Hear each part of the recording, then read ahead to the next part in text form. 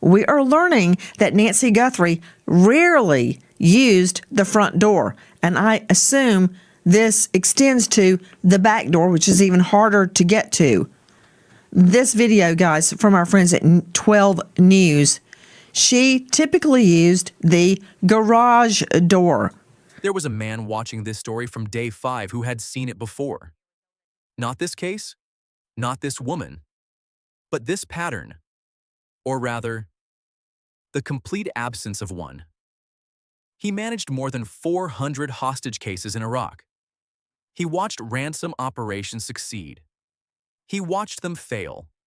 He learned down to the detail what a group that actually holds a living person for money looks like, how they communicate, how they escalate, what they demand, and what they never, ever do.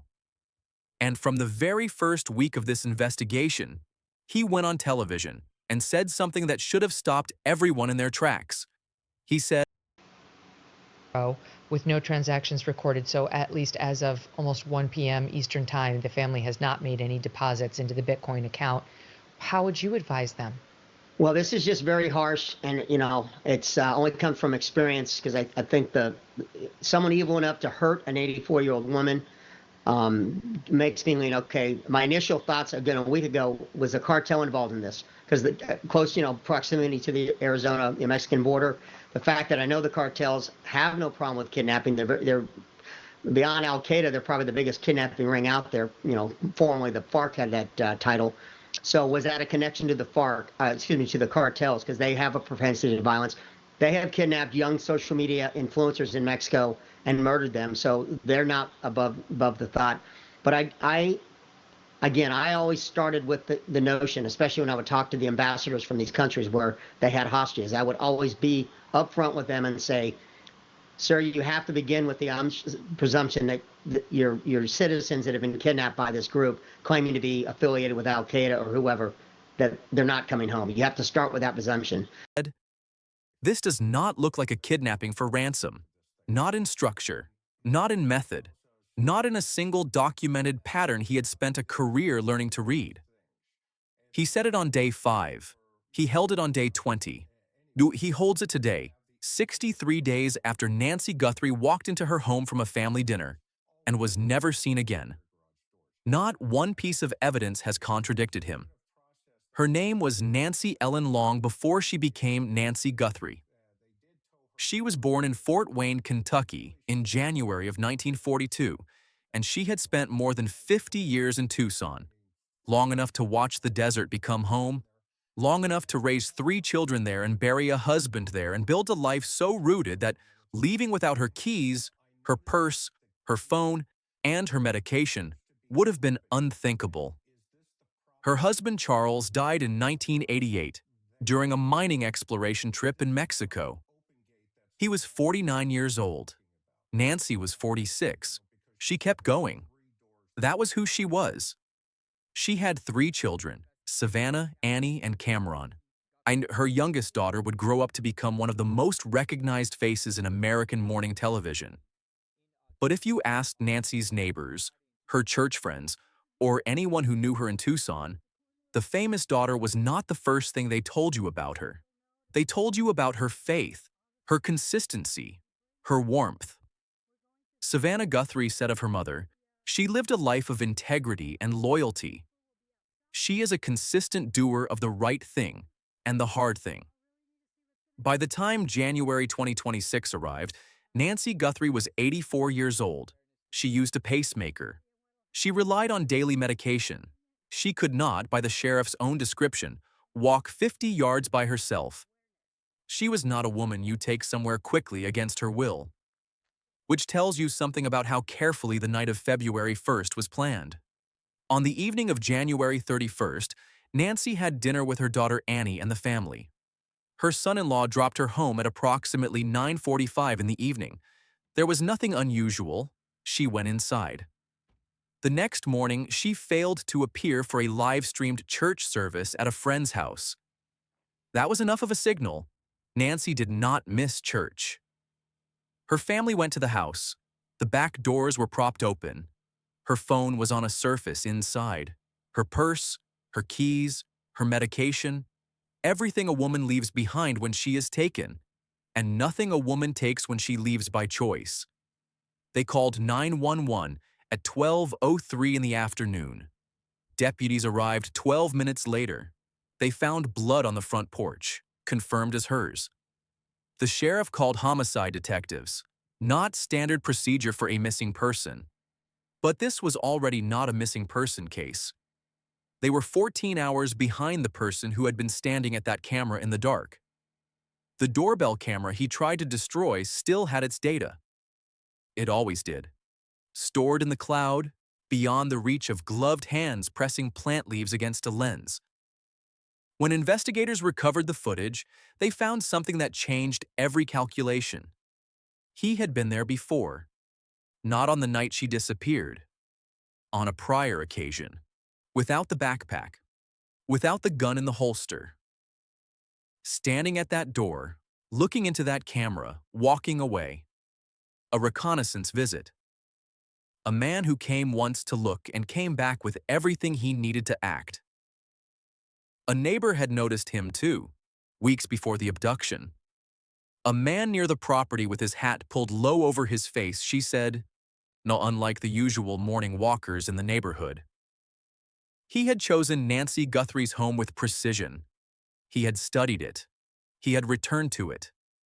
And when he came back on the night of January 31st, he came prepared to disable the internet in an entire stretch of neighborhood, tamper with the camera, and move through a house belonging to an elderly woman with a pacemaker in the dark at 2 in the morning.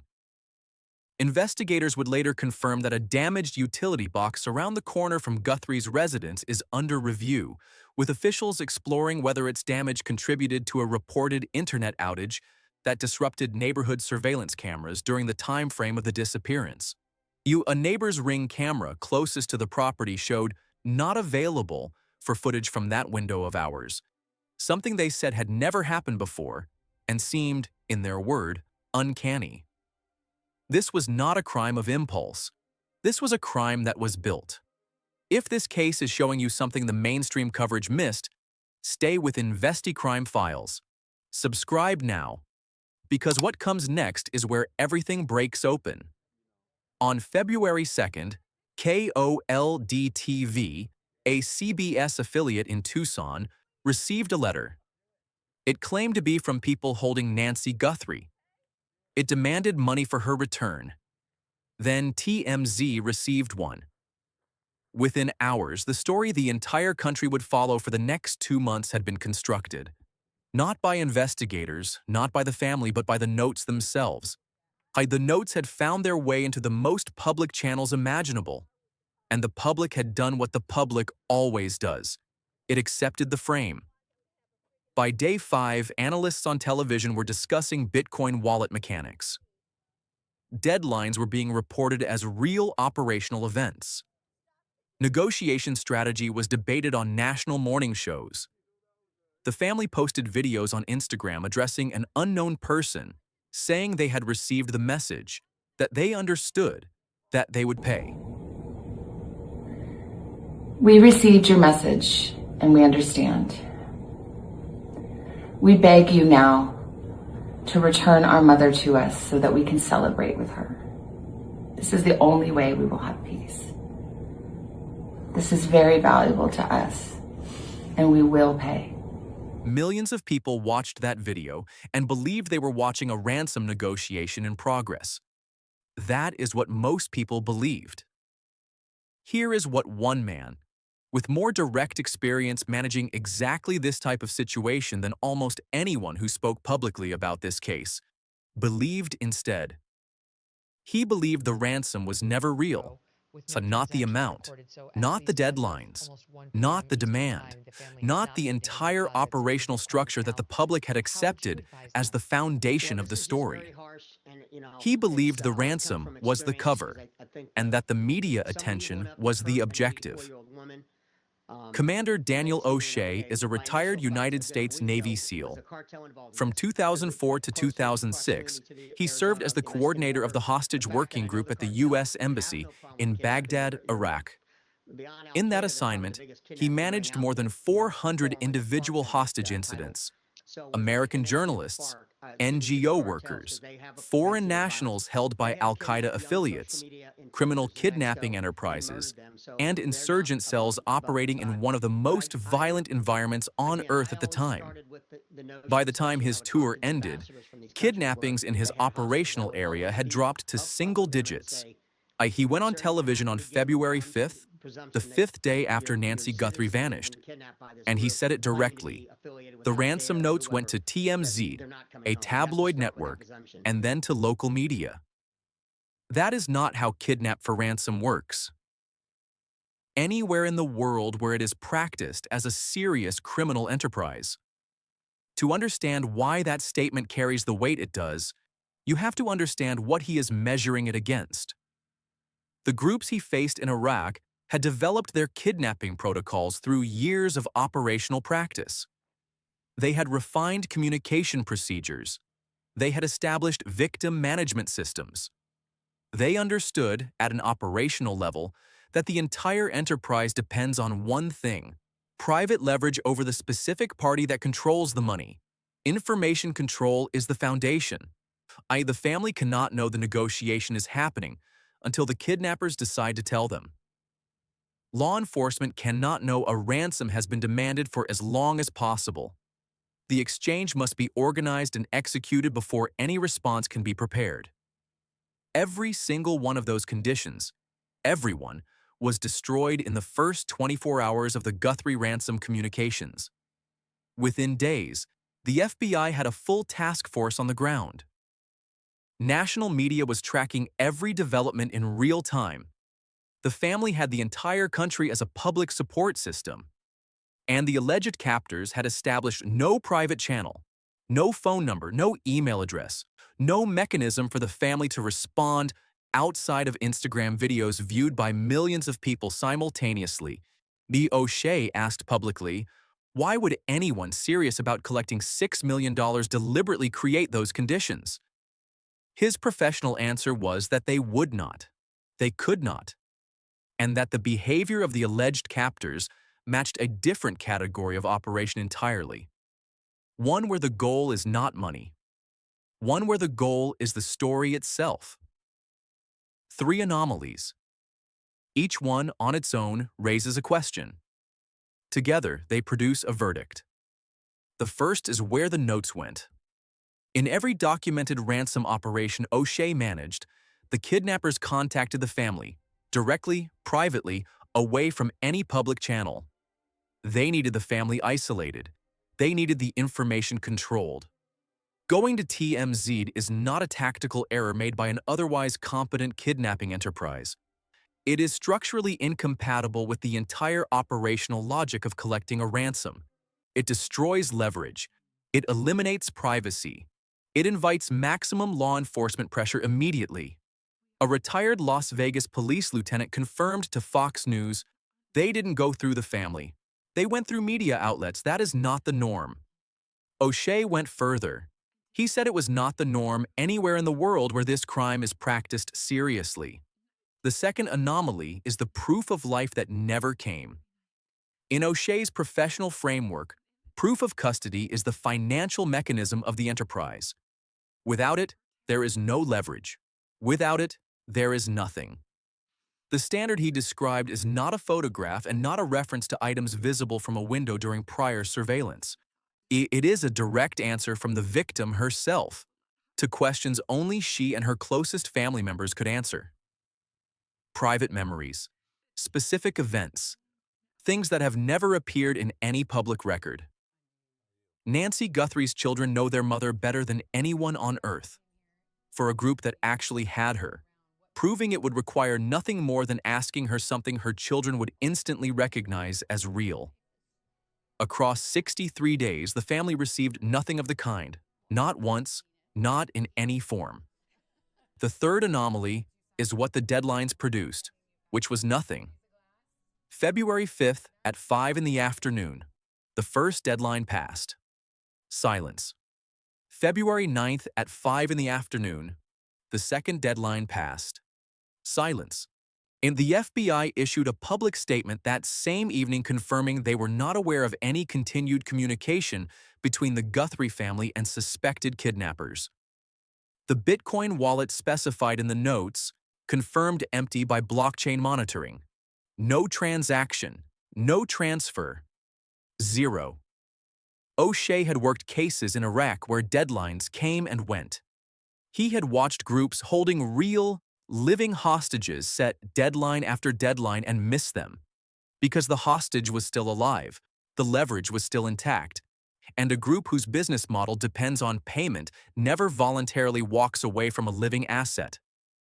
He cited the case of Jill Carroll, an American journalist held in Iraq for 82 days. Her captors set and missed multiple deadlines. They eventually released her only when sustained military pressure made continuing to hold her more dangerous than letting her go. That is what a group with a real hostage does when a deadline passes. They escalate. They demonstrate the deadline was real. They keep the channel alive because the channel is the only path to the money. In the Guthrie case, 2 deadlines passed, and both were terminal. The communication ended. No escalation. No new demand. No demonstration of consequence. A one-way street is not a negotiation. And a ransom operation that makes no attempt to collect the ransom is not a ransom operation. This is the moment the entire story pivots. Because while the public was watching Bitcoin wallets and ransom deadlines and Instagram videos directed at an unknown recipient, the actual investigation had already moved somewhere else entirely. The FBI is not tracking a payment. It is not monitoring a cryptocurrency transfer. It is not waiting for a kidnapping ring to resurface with new demands. It is running genetic genealogy on a mixed DNA sample recovered from inside Nancy Guthrie's home. DNA that does not belong to Nancy, does not belong to her family, and does not belong to anyone with authorized access to her house. DNA on surfaces inside a private residence points to the person who was physically in that house. And that person left biological material that a private laboratory in Florida is now attempting to trace back through ancestry, to a name, to a family line, to a living individual who is somewhere in Tucson right now. The suspect's face is on a billboard, a specific height, 5 feet 9 to 5 feet 10, an average build, an Ozark Trail 25-liter backpack from Walmart, a specific gait visible in multiple surveillance recordings, a face that investigators believe the Tucson community may recognize. A vehicle was spotted on a Ring camera 2.5 miles from the home at 2:36 in the morning, 8 minutes after her pacemaker went silent. Investigators are asking about a specific vacancy adjacent to her property. They are looking at construction workers who may have been in the area. They are working 40,000 to 50,000 tips processed by a joint task force that has relocated Pima County Sheriff's detectives into the FBI's Tucson field office full-time. Pima County Sheriff Chris Nanos told NBC News that he believes investigators know why this happened. He said it was targeted. He said the suspect could strike again. He said the community should not assume safety. He has not publicly named the motive. But the shape of everything around that silence is informative. This is not a cartel investigation. Mexican authorities confirmed no leads placing any suspect in Mexico. This is not a ransom network investigation. The Bitcoin wallet is empty. This is not even, at this point, a kidnapping for ransom investigation in any operational sense. This is the investigation of a specific person who planned a targeted crime against a specific home in Tucson, who had been to that property before, who disabled the neighborhood's internet on the night he returned, who carried a weapon in an improper holster, who left biological material inside the house he violated, and who has not yet been identified publicly. Former Detective Morgan Wright said publicly what O'Shea had been implying since February 5th. This was a targeted abduction that went wrong. They were expecting her to survive. She did not survive. And a sleep specialist warned that an 84-year-old pacemaker patient, abruptly awakened around 2 in the morning, could have faced immediate mortal danger. Her disoriented brain plunged into confusion that could trigger cardiac arrest. If she could not survive the physical ordeal of being taken, if her medication was left on the counter, if her cardiac system could not endure what was done to her in the dark, then the group that took her would have found themselves holding not a $6 million asset, but a crisis, and a decision to make. And ransom notes that arrived after that decision may have had nothing to do with a ransom operation. They may have been what comes after a plan collapses. Noise, deliberate or desperate, laid on top of something that had already ended badly. That is not a confirmed fact. That is what the evidence, assembled in full, makes it rational to consider. And it is the investigative direction the entire apparatus of federal and county law enforcement has quietly moved toward across 63 days. On April 6, 2026, Savannah Guthrie returned to the Today Show anchor desk. She had been absent since February 1st, the morning after her mother disappeared. She went back to work while the Florida lab runs its analysis, while the billboard stands in Tucson with a face on it, while the investigation continues toward a name that has not yet been spoken publicly. She said in her interview that she fears her mother may have been targeted because of her own fame. She said it is too much to bear to think that she brought this to her mother's door, that it is because of her. She said, "I just want to say I'm so sorry, Mommy. I'm so sorry." That apology, said on national television, to a woman who may or may not be able to hear it, is the human weight underneath every piece of analysis this case contains. Every timestamp, every forensic result, every professional assessment from a man who managed 400 hostage cases and watched this one fail every single test. There is a combined reward of more than $1,200,000 for information leading to Nancy Guthrie's recovery. The investigation is active. The DNA is in the lab. The face is on the billboard. And the Bitcoin wallet has received 0 transactions. The man who said this was never a ransom operation on day 5, said it from experience that took years and hundreds of lives to build. He said the motive was not money. He said whoever did this wanted the media, the story, the disruption. And that when the motive is not money, the calculus that keeps a victim alive, the logic that says she is worth more breathing than not, does not apply. He was careful to present it as a professional inquiry, not a conclusion. But 63 days of evidence has not offered a single contradiction. The ransom was the frame. The investigation has moved past it.